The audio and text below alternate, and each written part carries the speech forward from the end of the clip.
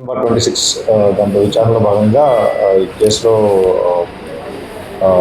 నిందితుడిగా ఉన్నటువంటి బైరెడ్డి సిద్ధార్థ రెడ్డి గారికి ఆల్రెడీ మనం నోటీస్ సర్వ్ చేయడం జరిగింది. నోటీస్ మేరకు ఈరోజు అతను పోలీస్ స్టేషన్కి విచారణ నిమిత్తం హాజరవడం జరిగింది. సో విచారణలో మనం కొన్ని ప్రశ్నలు అడగడం జరిగింది. దానికి సంబంధించిన అతని దగ్గర నుంచి పూర్తి సమాధానాలు తీసుకున్న తర్వాత అతనికి మళ్ళీ తిరిగి అతను 35 క్లాస్ 3 నోటీస్కి కంప్లై చేసినట్లుగా మళ్ళీ అతనితో సిగ్నేచర్స్ తీసుకొని అతను పంపించడం జరిగింది.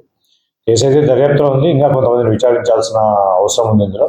సో విచారణ తర్వాత తదుపరి విషయాలు తెలియజేస్తాం. Thank you. సరైన సమాధానం చెప్పారు సార్. మనం అడిగిన ప్రశ్నలకు అన్నింటికీ కూడా సరైన సమాధానాలు వచ్చాయి.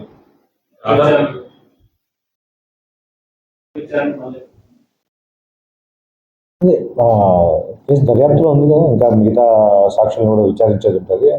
దాన్ని బట్టి మళ్ళీ అవసరం మేరకు తదుపరి చర్య తీసుకుంటాం. డిఫర్మేషన్ కేసుకు సంబంధించిన మెటీరియల్ మొత్తం అంటే అతను చేసిన వ్యాఖ్యలు కూడా ఉన్నాడా సాక్షులు చూపిస్తాను.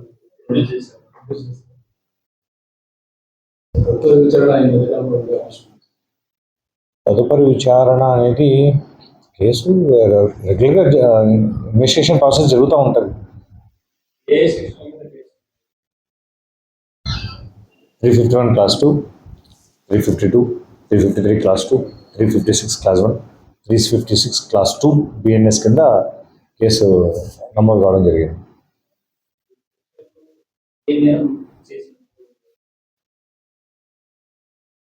ముఖ్యంగా రెండు వర్గాల మధ్య విభేదాలు రెచ్చగొట్టే విధంగా మాట్లాడటం, అలాగే ఎవరినైనా దురుద్దేశపూర్వకంగా అవమానించాలనే ఉద్దేశంతో మాట్లాడటం,